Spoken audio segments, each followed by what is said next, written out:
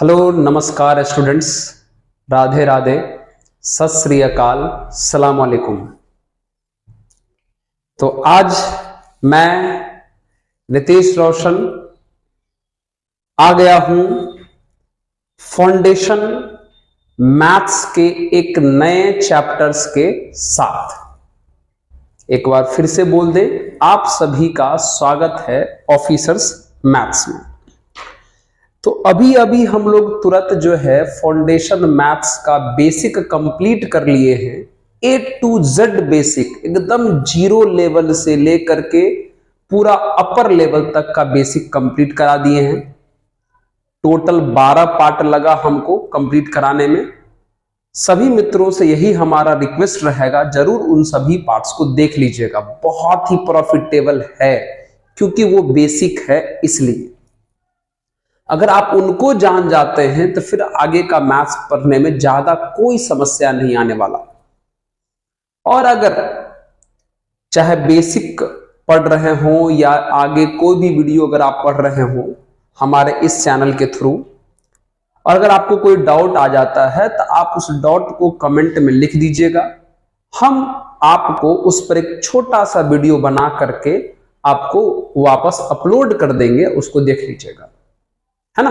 एक हमारा ये नई बात है, सभी लोगों से हमारा यही रहेगा, जिसको भी डाउट आवे किसी भी सेक्शन में आप हमको कमेंट करके बता दीजिएगा, हम उस पर वापस वीडियो अपलोड कर देंगे आपको, एक छोटा सा, सिर्फ डॉट क्लास के नाम पे। ठीक है, तो चलिए आज हम लोग शुरू करने वाले हैं फाउंडेशन मैथ्स का सबसे पहला और खूबसूरत सा चैप्टर, जिसका नाम है सेट। जिसका क्या नाम है? सेट, और हिंदी में इसे समुच्च कहा जाता है। टॉपिक का नाम है प्यारे सेट, जिसे हिंदी में समुच्च कहा जाता है। और आपको यह भी जान के खुशी होगी कि ये जो मैथ है वो हिंदी और इंग्लिश दोनों मीडियम में चलता है। यही आपका पहला चैप्टर बहुत ही लाजवाब है, बहुत ही इंटरेस्टिंग है, मजा आएगा। बस आराम से और अच्छे से हर एक वीडियो को कंप्लीट करके देख जरूर लीजिएगा, है ना। और अगर आपको हमारा पहले पढ़ लीजिए, और अगर आपको हमारा पढ़ाना अच्छा लगा, आपके हित का लगा, तो आप चैनल को सब्सक्राइब कर सकते हैं, चाहे तो शेयर भी कर सकते हैं, अगर आपका मन है करे तो, और अच्छा लगे तो। ठीक है, चलिए। तो सबसे पहले मित्र जानना हम चाहेंगे कि सेट यानी समुच्च किसे कहा जाता है। सेट यानी समुच्च किसे कहा जाता है? चलिए, तो डेफिनेशन हम लिखने जा रहे हैं। द कलेक्शन ऑफ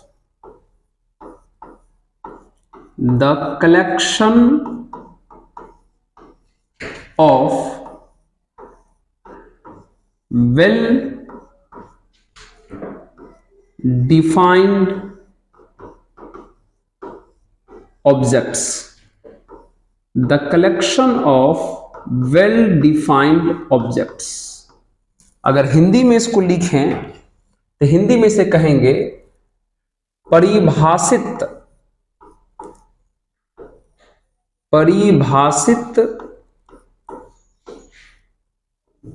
वस्तुओं के समूह को,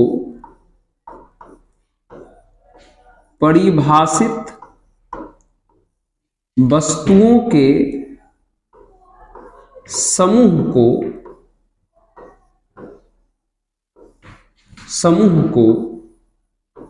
समुच्च कहा जाता है।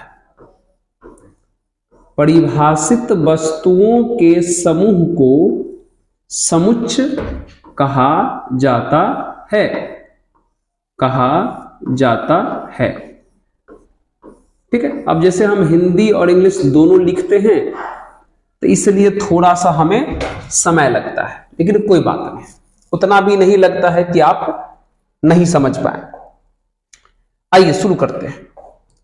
परिभाषा यानी डेफिनेशन हम यहां पर लिख दी है। क्या लिखे हैं?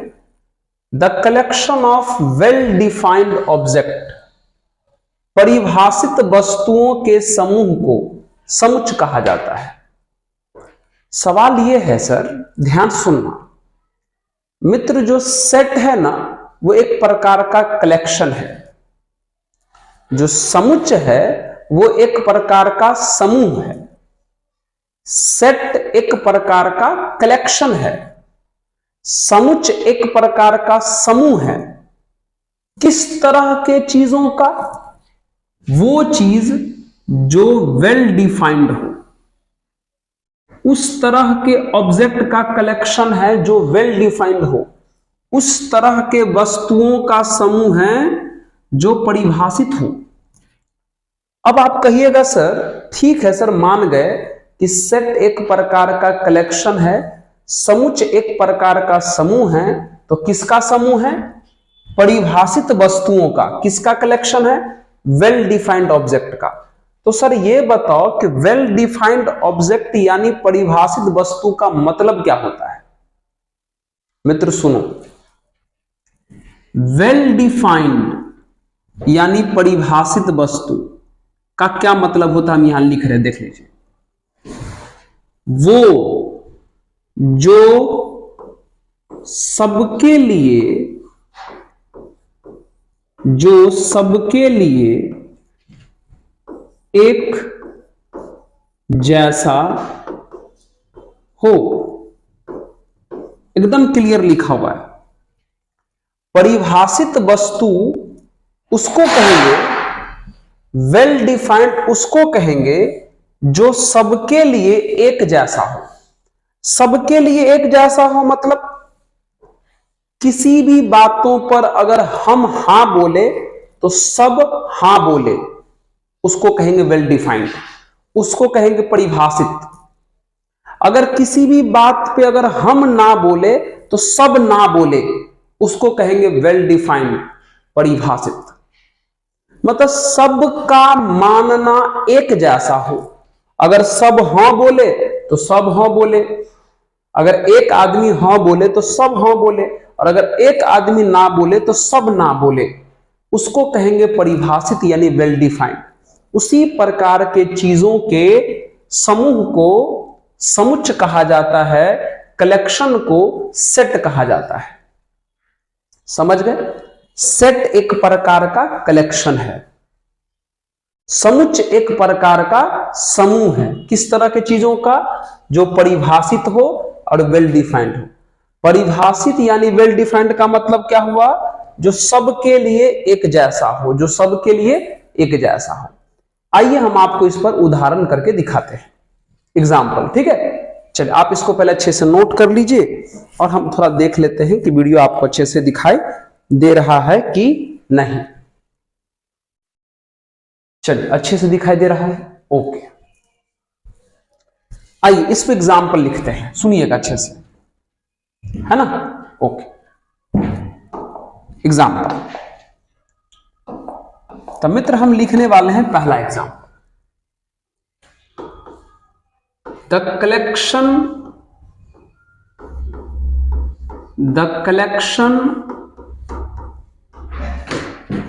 ऑफ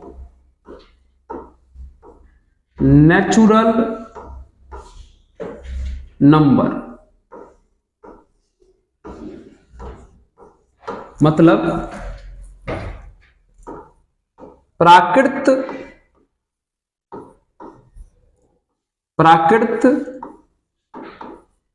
संख्या का समूह।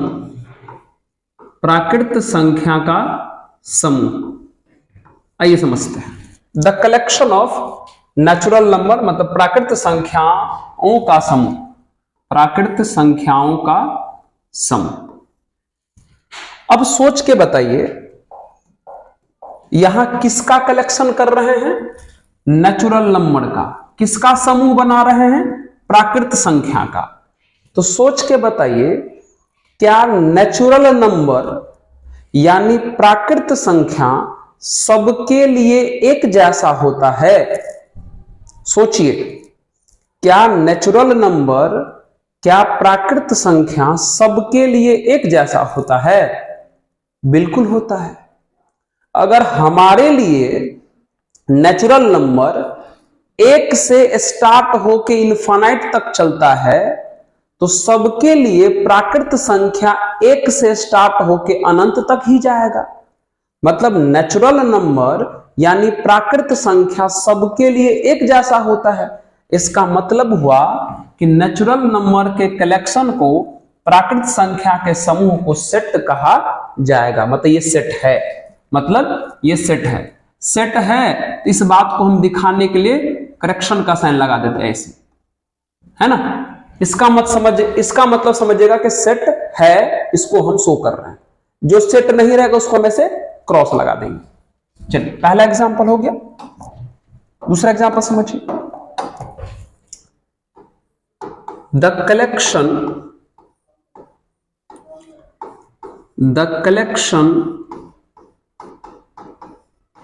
Of good Hindi films, the collection of good Hindi films, अच्छी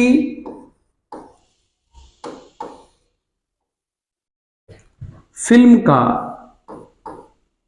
अच्छी हिंदी फिल्म का, अच्छी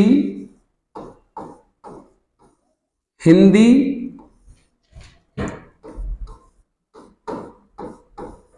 फिल्मों का समूह। सोच के बताइए,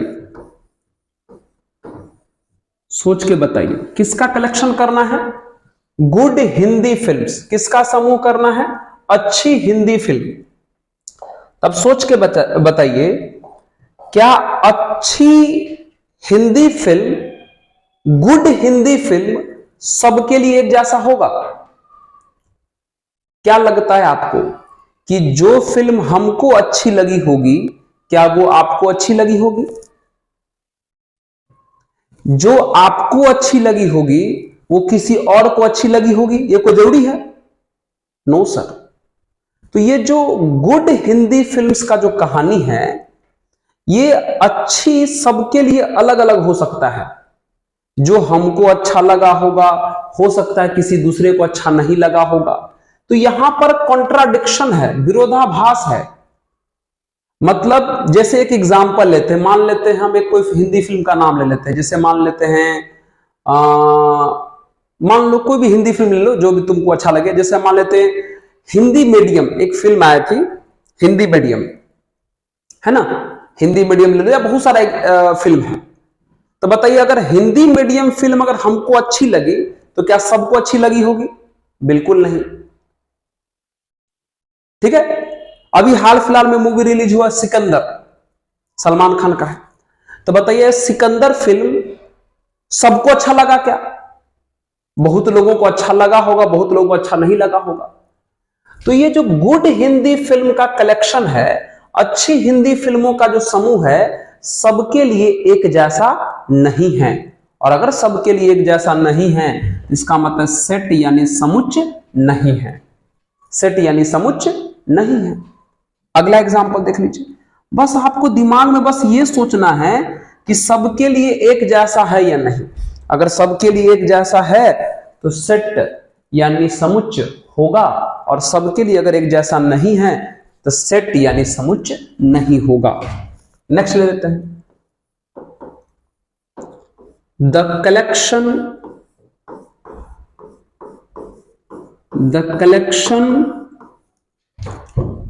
of months of the year। ठीक है, मतलब साल के महीनों का, साल के महीनों का समूह। सोच के बताइए, साल के महीनों का समूह, क्या ये सेट होगा? सोचिए, क्या ये सेट यानी समुच्चय होगा? सोचिए। The collection of months of the year, साल के महीनों का समूह। एक बात सोच के बताइए, अगर हमारे हिसाब से साल में 12 महीना आता है तो क्या आपके हिसाब से भी साल में 12 महीना ही आता है क्या? बिल्कुल आता है। इसका मतलब साल में जो महीना है, मतलब ईयर में जो मंथ है, उनका कलेक्शन सबके लिए एक जैसा है। तो ईयर के मंथ का कलेक्शन यानी साल के महीना का समूह सबके लिए एक जैसा है। इसका मतलब ये सेट यानी समुच्च होगा। सेट यानी समुच्च होगा। सेट यानी समुच्च होगा, बिल्कुल होगा। ठीक है, अगला एग्जांपल देख लीजिए। अगर हम इस एग्जांपल की बात करें, ठीक है, देख लीजिए। The collection of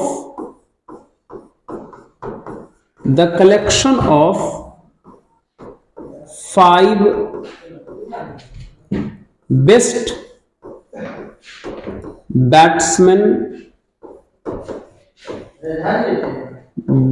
batsmen of the world. ठीक है, मतलब दुनिया के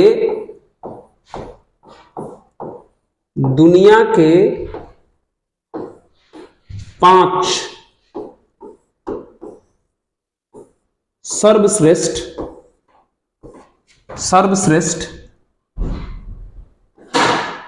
या दुनिया के 5 सबसे अच्छे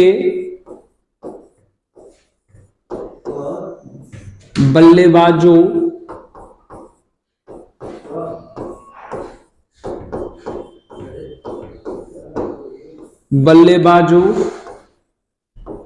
का समूह। ठीक है, सुन लीजिए। The collection of 5 best batsman of the world, दुनिया के 5 सबसे अच्छे बल्लेबाजों का समूह। सोच के बताइए तो क्या लगता है?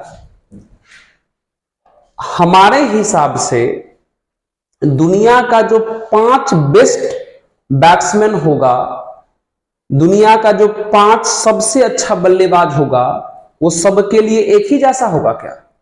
अगर मान लीजिए अगर हम चुने 5 बहुत ही अच्छा बल्लेबाज 5 गो, तो हम विराट कोहली, रोहित शर्मा, महेंद्र सिंह धोनी, सूर्य कुमार यादव, और मान लो एक और चुन लेते हैं हम अपने हिसाब से, बहुत अच्छा अगर होगा तो नीतीश रेड्डी को ले लेते हैं 5।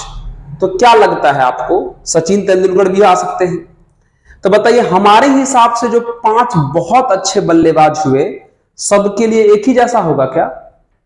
हमारे हिसाब से जो 5 सबसे अच्छा बल्लेबाज यानी बैट्समैन होगा, सबके लिए एक जैसा होगा क्या? No sir. इसका मतलब ये हुआ कि ये जो कलेक्शन है, ये जो समूह है, सेट नहीं है। सेट नहीं है। बस आपको इतना ही बात को पकड़ना है। अगर सबके लिए एक जैसा है तो सेट यानी समूह होगा, सेट यानी समुच्च होगा। और अगर सबके लिए एक जैसा नहीं है तो सेट यानी समुच्च नहीं होगा। इस बात का बस आपको अच्छे से ख्याल रखना है। बहुत सारे एग्जाम्पल हो सकते हैं, जैसे आपको बोल देगा the collection of reverse of India, Bharat के सभी नदियों का समूह।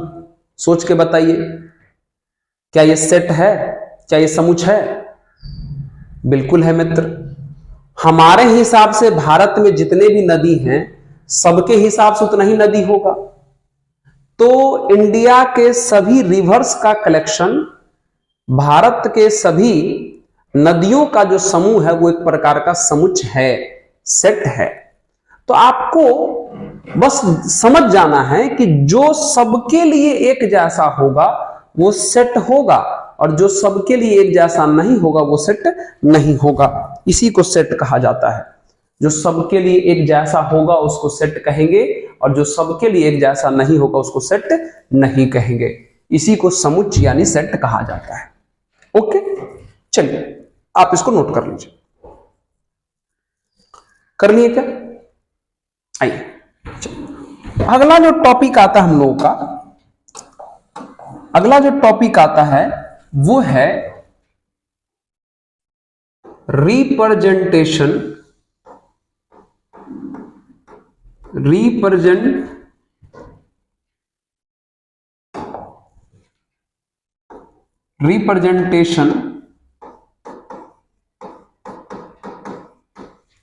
देख लेना, अगर स्पेलिंग थोड़ा सा अगर गलती हो तो माफ कर देना। रिप्रेजेंट ये क्या है, स्पेलिंग कुछ ज्यादा। रिप्रेजेंटेशन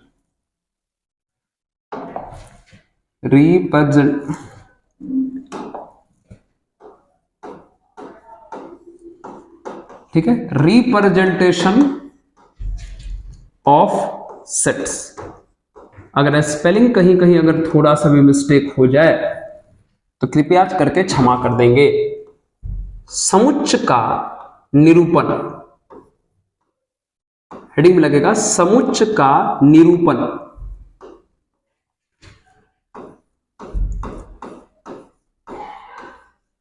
समुच्च का निरूपण मतलब होता है मित्र, समुच्च को यानी सेट को कैसे कैसे लिखा जाता है। रिप्रेजेंटेशन ऑफ सेट्स का मतलब हुआ सेट को आप कैसे कैसे लिख सकते हो। समुच्च का निरूपण मतलब हुआ कि समुच्च को आप कैसे कैसे लिख सकते हो, यह सीखना है। अभी हम आपको यह समझा दिए हैं कि सेट यानी समुच्च किसको कहते हैं। अब हम आपको समझाने जा रहे हैं कि सेट को लिखते कैसे हैं, समुच्च को लिखते कैसे हैं, यह हम आपको बताना चाह रहे हैं। तो मित्र इसके दो तरीके होते हैं, इसके दो तरीके होते हैं। पहला तरीका का नाम है, पहले अच्छे से सीख लेंगे, पहला का नाम है रोस्टर। रोस्टर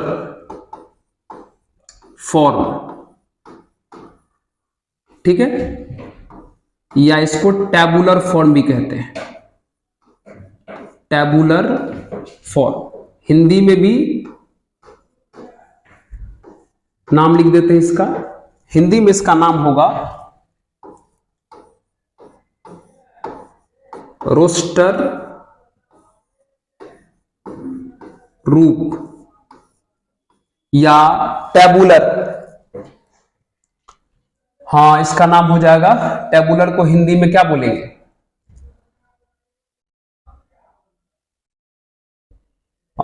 टैबुलर क्या हो जाएगा? जैसे टेबल को क्या कहते हैं हिंदी में, क्या उसको बोलते हैं जी? टैबुलर। अरे अच्छे से हिंदी नहीं आ नहीं रहा ख्याल। रोस्टर रूप बोलेंगे या टैबुलर। टेबल मतलब हुआ ना एक क्रमबद्ध रूप बोल सकते हैं। नहीं मतलब हाँ, सारणी विधि।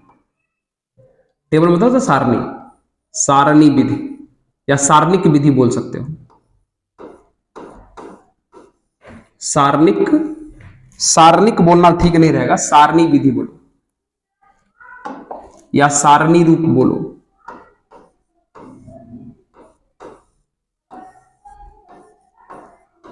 ठीक है, चलो ऐसे ज्यादातर नाम आपका ये यूज होता है।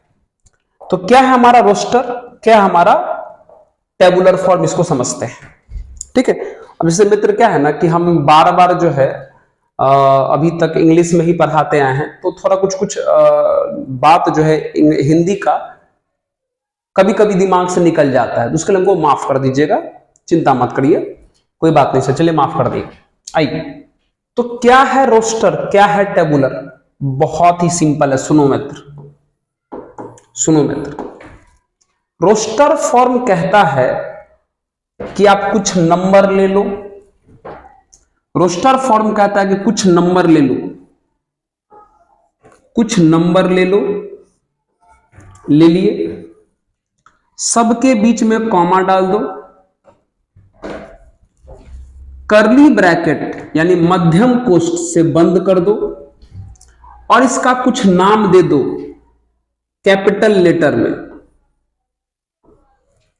जी, इसी को कहते हैं रोस्टर फॉर्म, इसी को कहते हैं रोस्टर फॉर्म, सेट का रोस्टर फॉर्म। समुच्च का रोस्टर रूप यही है, नंबर्स लिख लेने हैं, संख्या लिख लेना है, बीच में कॉमा डाल देना है और करली ब्रैकेट से बंद करके और कुछ नाम दे देना है। आइए अगला एग्जांपल देख लीजिए। मान लीजिए कुछ लेटर्स ले लेते हैं, अक्षर, बीच में कॉमा डाल देते हैं, करली ब्रैकेट यानी मंझला कोष्ठ से बंद कर देते हैं और कुछ नाम देते हैं जी। इसी को कहते हैं सेट का रोस्टर फॉर्म, समुच्च का रोस्टर रूप। जब भी आपको इस प्रकार से चीजें लिखा दिखाई दे, ऐसा लिखा दिखाई दे, आइए एक एग्जांपल और ले लीजिए। कुछ नंबर ले लेते हैं, 1/3, 5/8, 6/17, 4/9, 11/13।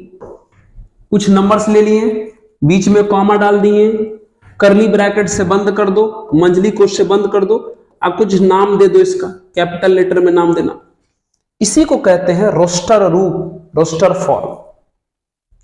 आप समझ गए कि सेट का रोस्टर फॉर्म कैसा दिखता है, समुच्च का रोस्टर रूप कैसा दिखता है। नंबर्स रहेगा, बीच में कॉमा रहेगा और करली ब्रैकेट यानी मंझला कोष्ठ से बंद रहेगा। समझ जाना, जब भी ऐसा कभी लिखा हुआ आपको दिखाई दे तो समझ जाना रोस्टर रूप यानी रोस्टर फॉर्म की बात हो रही है। क्लियर है? अच्छे से क्लियर है? ओके, नोट कीजिए। आइए इस पे कुछ खास बातें हम आपको समझाते हैं, कुछ नोट्स हैं इसके ऊपर हम आपको समझाते हैं। चलिए कुछ नोट्स हैं, आइए देखिए कुछ नोट है उसको समझिएगा। पहला नोट,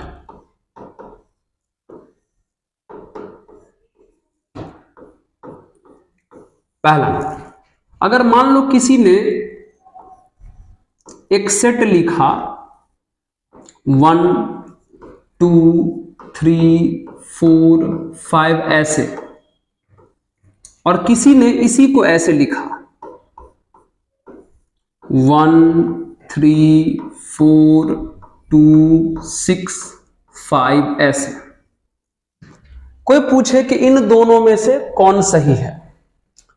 अगर आप गौर से देखो तो यहां नंबर्स अरेंज करके लिखा हुआ है, संख्या सजा करके लिखा हुआ है, और यहां पर नंबर्स अरेंज नहीं किया हुआ है, संख्या सजाया हुआ नहीं है, जैसे है वैसे लिख दिया, जैसे तैसे लिख दिया। तो सुनिए, आप सुनिए एक जरूरी बात मित्र, सेट के अंदर नंबर्स को अरेंज करके लिखो या उल्टा पुल्टा करके लिखो, समुच्च के अंदर संख्या को सजा करके लिखो या उल्टा पुल्टा करके लिखो, उससे सेट गलत नहीं होता है, समुच्च गलत नहीं होता है। ये भी सही है और ये भी सही है। सेट के अंदर नंबर अरेंज करके लिखो, संख्या सजा करके लिखो या सजा कर नहीं लिखो, अरेंज करके नहीं लिखो, फर्क नहीं पड़ता, दोनों सही माना जाएगा। ध्यान रखना। दूसरा नोट, मान लीजिए एक नोट है,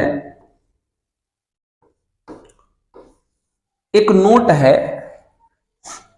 1 2 3 2 4 4 5 ये है। कोई पूछेगा बता ये सेट यानी समुच्च सही लिखा हुआ है। मित्र गौर से देखो, इस सेट के अंदर कुछ नंबर हैं जो रिपीट हो रहे हैं, कुछ संख्या है जो बार बार आ रहा है। ऐसा नहीं होना चाहिए, ध्यान रहे। सेट के अंदर, समुच्च के अंदर नंबर्स रिपीट नहीं होने चाहिए, संख्या बार बार नहीं होने चाहिए, मतलब ये लिखना गलत माना जाएगा और इसी का ये लिखना सही माना जाएगा। 1 2 2 बार है, एक बार केवल लिखिएगा, रिपीट मत कीजिएगा। 3 एक बार, 4 भी 2 बार है, सिर्फ एक बार लिखाएगा। 5 ये इसका सही रिप्रेजेंटेशन यानी निरूपण है। ध्यान रहे, सेट के अंदर, समुच्च के अंदर नंबर्स रिपीट नहीं होने चाहिए, एक ही संख्या बार बार नहीं आना चाहिए, हर एक संख्या एक एक बार दिखना चाहिए, रिपीट नहीं होना चाहिए। ये दोनों चीज ख्याल रखना, ये दोनों चीज ख्याल रखना, ठीक है। अरेंज करके लिखो या अरेंज नहीं करके लिखो, सजा करके लिखो या सजा कर नहीं लिखो, दोनों सही माना जाएगा। लेकिन सेट के अंदर यानी समुच्च के अंदर नंबर्स रिपीट नहीं होने चाहिए, संख्या बार बार नहीं होनी चाहिए। तो ये वाला गलत माना जाएगा, ये वाला सही माना जाएगा। करेक्ट है। चलिए नेक्स्ट नोट कर लें। अब ये तीसरी बात, थर्ड नोट। जैसे मान लीजिए आपको एक वर्ड दिया स्कूल, एक वर्ड दिया स्कूल, कहा इस वर्ड से सेट बनाओ, इस वर्ड से सेट बनाओ। चलो बहुत आसान है सेट बनाना। सेट बनाना है मतलब करली ब्रैकेट, इस वर्ड में जितने भी लेटर लिखे हैं सबको लिख दो कॉमा डाल के, S, C, H, O, दोबारा नहीं आएगा L, बस। इसका कुछ नाम देना हो तो दे दो। चलो नाम हम दे दिए A, हो गया। जितना भी लेटर है सब लिखाएगा, लेकिन एक भी लेटर रिपीट नहीं करेगा, बस। अगला एग्जांपल देख लीजिए, अगला एग्जांपल देख लीजिए।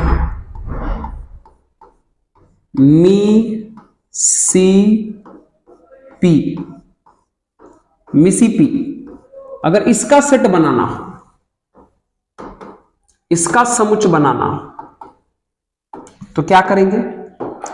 जितना भी लेटर है सबको लिखेंगे, M लिखेंगे, I, S 2 बार नहीं लिखेंगे, एक बार लिखा गया है, फिर I नहीं लिखेंगे, फिर P, बस देख लो। M लिख दिए, I एक बार लिख दिए, S भी एक बार लिख दिए, P भी एक बार लिख दिए, बाकी जो भी है दोबारा नहीं लिखेगा। हर एक लेटर को एक एक बार लिखना है, रिपीट नहीं करना है। तो मिसिसिपी मतलब M लिखा गया, I लिखा गया, S लिखा गया, S लिखा चुका है, I लिखा चुका है, P लिखा गया, P लिखा चुका है और I लिखा चुका है, हो गया तैयार। ये सेट बन गया। इसका कुछ नाम देना हो तो दे दो। मतलब अगर किसी भी वर्ड से अगर आपको सेट बनाना हो, समुच्च बनाना हो, तो सारे लेटर्स को लिख दो, बीच में कॉमा डाल दो, लेकिन एक भी लेटर रिपीट नहीं होने चाहिए, एक भी लेटर रिपीट नहीं होने चाहिए। एक एग्जांपल और देख लो, एक एग्जांपल और देख लो, है ना। मैथमेटिक्स,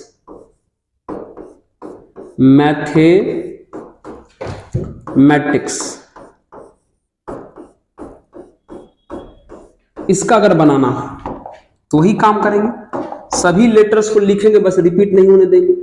तो M हो जाएगा, A हो जाएगा, T हो जाएगा, H हो जाएगा, फिर से E हो जाएगा, M आ चुका है, A आ चुका है, T आ चुका है, I हो जाएगा, C हो जाएगा, S हो जाएगा और करली ब्रैकेट से बंद हो जाएगा। ठीक है। अब इसका कुछ नाम देना हो तो दे दो। चलो मान ले दे दिए नाम, कितना? D नाम दे दिए। तो किसी भी वर्ड से अगर आपको सेट तैयार करना हो तो उस वर्ड के सभी लेटर को लिखिए, बस एक भी लेटर रिपीट नहीं होने चाहिए। ये है रोस्टर फॉर्म की बातें। देख लो, रोस्टर फॉर्म ऐसा ही दिखता है, रोस्टर फॉर्म ऐसा ही दिखता है, रोस्टर फॉर्म ऐसा ही दिखता है। तो पहला फॉर्म हम कर दिए कंप्लीट। ओके, नोट कर लीजिए। अब आइए, अब हम लोग बात करेंगे सेकंड फॉर्म की। सेकंड फॉर्म, सेकंड दूसरा है बीच में थोड़ा थोड़ा कुछ कुछ आवाज भी आ रहा होगा इधर उधर, जहां हम रहते हैं, जहां ये वीडियो शूट होता है वो अगल बगल में फैमिली है, तो थोड़ा कुछ आवाज आ जाता होगा, उसके लिए हमें क्षमा कर दीजिएगा। ठीक है, बस आप फोकस रखिएगा अपने काम पे। ओके, चलिए आइए हम लोग बात करेंगे दूसरा फॉर्म है जिसका नाम है सेट बिल्डर फॉर्म। इसका और भी नाम है, लोग इसको रूल मेथड भी बोलते हैं, रूल मेथड, रूल मेथड, कुछ लोग इसको सिंबॉलिक मेथड भी बोलते हैं, सिंबॉलिक मेथड। ठीक है, कुछ लोग इसको प्रॉपर्टीज मेथड भी बोलते हैं, प्रॉपर्टीज मेथड। ओके, ये ठीक है, ये है।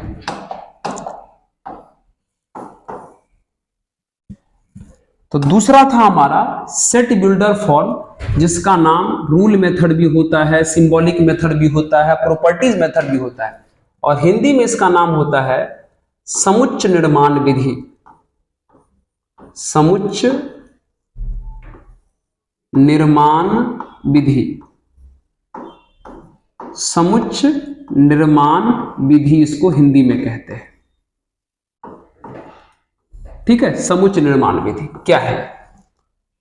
आप थोड़ा अगर इसको गौर से देखेंगे तो इस मेथड का कहना है, जैसे देखो रोस्टर में क्या है, इस प्रकार से आपको लेटर्स हो या नंबर्स हो दिखते रहता है, लेकिन इस फॉर्म में क्या होता है कि लेटर नहीं दिखता, वर्ड भी नहीं दिखता, उसके जगह पे कोई ना कोई रूल दिखता है, कोई ना कोई सिंबल दिखता है, कोई ना कोई प्रॉपर्टीज दिखता है। जिस प्रकार से रोस्टर में नंबर्स यानी संख्या दिख रहा था, लेटर यानी अक्षर दिख रहा था, उसी प्रकार इस मेथड में नंबर्स यानी लेटर नहीं दिखता, उसके जगह पे कोई रूल दिखेगा, कोई सिंबल दिखेगा, कोई प्रॉपर्टी दिखेगा। आइए दिखाते हैं, एग्जांपल समझिए। जैसे मान लीजिए कि हमारे पास एक सेट यानी समुच्च है जो रोस्टर फॉर्म में है, 1 2 3 4 5। देख लो, ये रोस्टर फॉर्म में है, इसमें क्या लिखा है वो क्लियर दिख रहा है। लेकिन अगर इसी को सेट बिल्डर में ले जाना होगा तो देखो कैसे लिखेंगे। नाम में तो कोई चीज नहीं लिखना है, कर्ली ब्रैकेट में भी तो कोई चेंज नहीं करना है। अब क्या करो, जितने भी नंबर यानी संख्या है सभी को मान लो x, जितने भी नंबर यानी संख्या है सभी को मान लो x, x के बाद डाल दो इस प्रकार का चिन्ह, ऐसा, या x के बाद आप ऐसा भी डाल सकते हैं। इसको कहते हैं सच दैट। सच दैट ये भी है, सच दैट ये भी है, सच दैट। सच दैट का मतलब हुआ इस प्रकार, x सच दैट। क्या किए पता है, सभी नंबर्स को, सभी संख्या को हम x मान लिए, x के बाद ऐसा वाला भी साइन दे सकते हैं, ऐसा वाला भी साइन दे सकते हैं। इसको सच दैट पढ़ते हैं और हिंदी में इसको इस प्रकार पढ़ते हैं। ठीक है, अब बताओ ये जो नंबर है यानी संख्या है वो कैसा है? ये जो नंबर है यानी जो संख्या वो कैसा है? सर नेचुरल नंबर है। x is a natural from 1 to 5 हो गया। मतलब x 1 से 5 तक का प्राकृत संख्या है, प्राकृत संख्या है, हो गया। देख लो, इसी को कहते हैं सेट बिल्डर फॉर्म यानी समुच्चय निर्माण विधि। देख लो, इसमें नंबर यानी संख्या नहीं दिख रहा है, उसके जगह पे कोई रूल दिख रहा है, कोई सिंबल दिख रहा है, कोई प्रॉपर्टी दिख रहा है। तो ऐसे करके ही सेट बिल्डर यानी समुच्चय निर्माण में लिखा जाता है। अच्छा, एक और बात, अगर हम ऐसे लिखे हैं इसका मतलब यही नहीं हुआ कि सिर्फ यही होगा। इन 5 एलिमेंट को लिखने के और भी बहुत सारे तरीके हो सकते हैं। कोई लिख देगा x is a whole number from 1 to 5, x 1 से 5 तक का पूर्ण संख्या है, फिर भी सही है। लिख देगा x is a integer from 1 to 5, x 1 से 5 तक का पूर्णांक है, फिर भी सही है। तो इसको लिखने के तरीके बहुत हो सकते हैं, लेकिन ध्यान रखना जितना इसमें नंबर है, जितना इसमें संख्या है, उतना ही का चर्चा होना चाहिए, ना तो उससे ज्यादा का चर्चा होना चाहिए, ना तो उससे कम का। तो इसके बदले कुछ ऐसा लिखो ताकि चर्चा सिर्फ उतना ही लोगों का हो, उससे ना तो ज्यादा का चर्चा होना चाहिए, ना तो कम का चर्चा होना चाहिए। कोई स्टूडेंट इसको ऐसे भी लिख सकता है, लिख देगा a बराबर x सच दैट, लिख देगा कि x जो है वो 1 से लेकर के 5 तक है, 1 से लेकर 5 तक है, और कैसा है तो नेचुरल। तो लिख देगा x belongs to natural, natural मतलब प्राकृत संख्या, ऐसे लिख देगा। नेचुरल यानी प्राकृत संख्या का संकेत कैपिटल N होता है, सब बेसिक में बताया है। तो कुछ लोग इसको ऐसे भी लिख देगा। तो बाबू ये है आपका रोस्टर फॉर्म, ये है आपका रोस्टर फॉर्म, ये है आपका set builder form, set builder form, ये भी है आपका सेट बिल्डर फॉर्म, ये भी है आपका सेट बिल्डर फॉर्म यानी समुच्चय निर्माण विधि। देख लो, और भी बहुत सारे तरीके हो सकते हैं लिखने के, समझे। चलिए अगला एग्जांपल करके दिखाते हैं।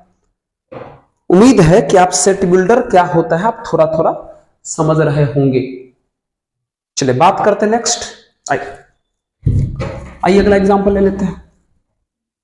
ये देखिए, ये देख लीजिए, ये देख लीजिए। मान लीजिए हमने लिखा b बराबर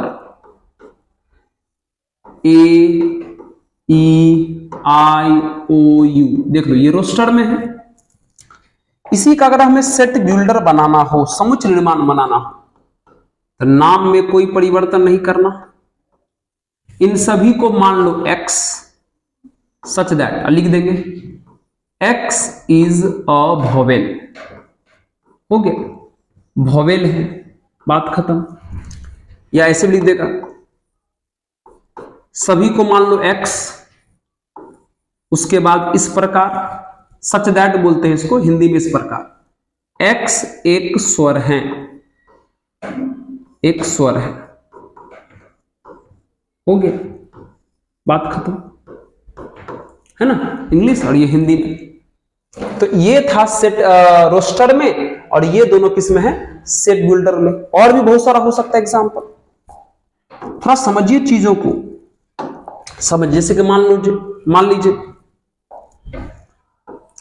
मान लीजिए हमारे पास एक सेट यानी समुच्चय m बराबर है 1, 4, 9, 16, 25, 36।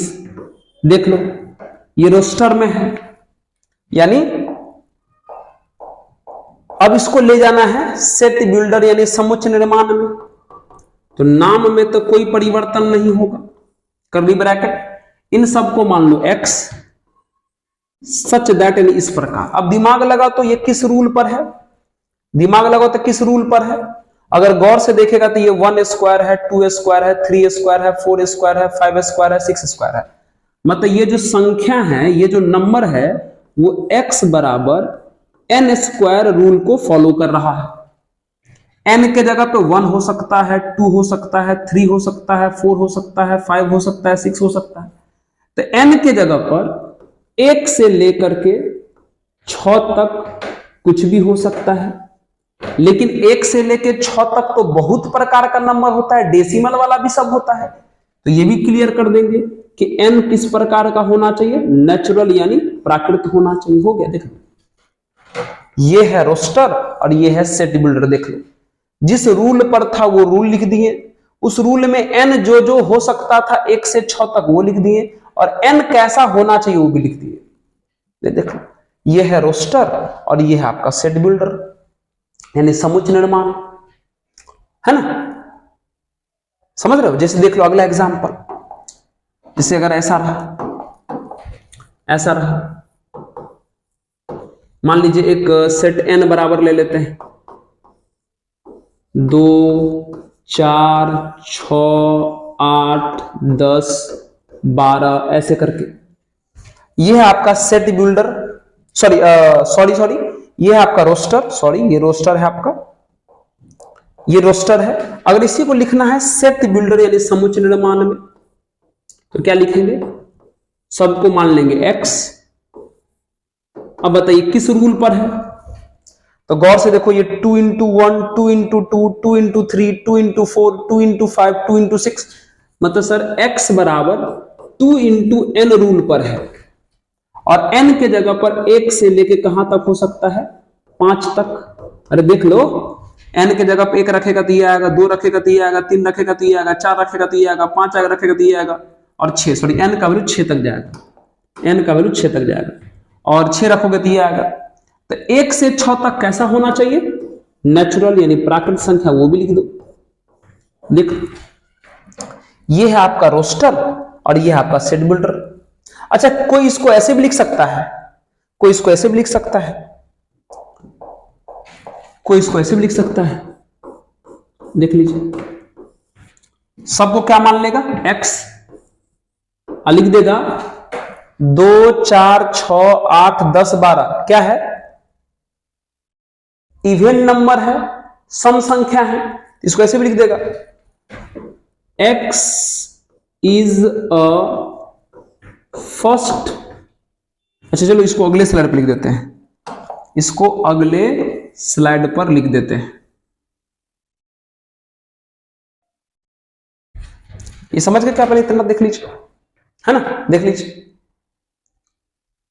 आइए अब देखो इसको ऐसे भी लिख सकता है कोई, अगर लिखना चाहे, ये जो था आपका अगला, ये जो m बराबर जो था 2 4 6 8 10 12, बहुत तरीका हो सकता है लिखने का, जो आपको उचित लगे उससे आप लिख सकते हैं। लिख सकते हैं इसको ऐसे, m बराबर, गौर से देखो ये सारे के सारे इवन नंबर है, तो सबको हम मान लेंगे x, लिख देंगे x is a first 6 positive even integer. हो गया, मतलब शुरू से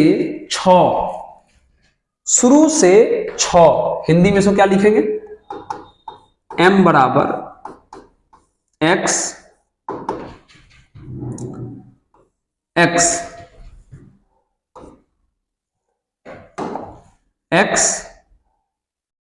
प्रथम 6 धनात्मक, x प्रथम 6 धनात्मक सम पूर्णांक है। फर्स्ट का मतलब होता है शुरू से यानी प्रथम, ऐसे लिख सकता है कोई, लिख सकता है ये शुरू से 6 इवन इंटीजर है, शुरू से 6 धनात्मक पूर्णांक है, ऐसे भी लिख सकता है कोई, है ना। तो ऊपर वाला जो आपको दिखाई दे रहा है ये है आपका रोस्टर और ये है आपका सेट बिल्डर।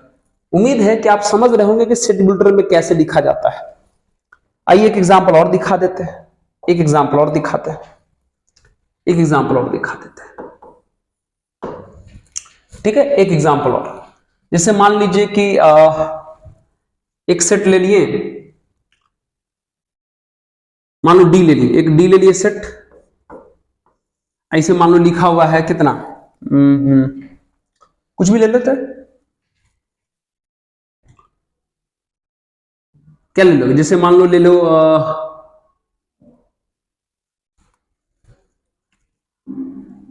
कुछ ले लो, जैसे हाँ 1 ये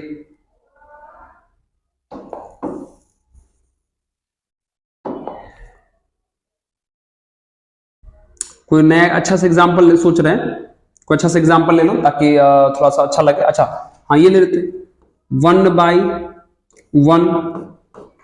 1/3, 1/5, 1/7 ऐसे करके ये है रोस्टर। अगर इसी का सेट बिल्डर बनाना हो तो क्या करेंगे, क्या करेंगे, डी बराबर सभी को मान लो x, और सोचो ये किस रूल पर है, तो गौर से देखेगा तो सबके ऊपर में तो 1 है और नीचे में जो है वो ऑड है, यानी विषम संख्या है। और आपको पता है विषम संख्या 2n-1 होता है ना। बस n के जगह पे 1 से कहां तक रख दीजिए, 4 तक। 1 रखोगे तो ये आएगा, 2 रखोगे तो ये आएगा, 3 रखोगे तो ये आएगा, 4 रखोगे तो ये आएगा, यानी n का मान 1 से लेके कहां तक जाएगा, 4 तक। लेकिन कैसा जाएगा भाई, नेचुरल नंबर में जाएगा, है ना। तो देखो ये है आपका रोस्टर और ये है आपका सेट बिल्डर। मतलब कहने का ये हुआ मित्र कि रोस्टर में संख्या यानी अक्षर क्लियरली दिखते रहता है, लेकिन सेट बिल्डर में समुच्चय निर्माण में उसके जगह पे कोई नियम लिखा रहता है, कोई फॉर्मूला लिखा रहता है, कोई सिंबल लिखा रहता है।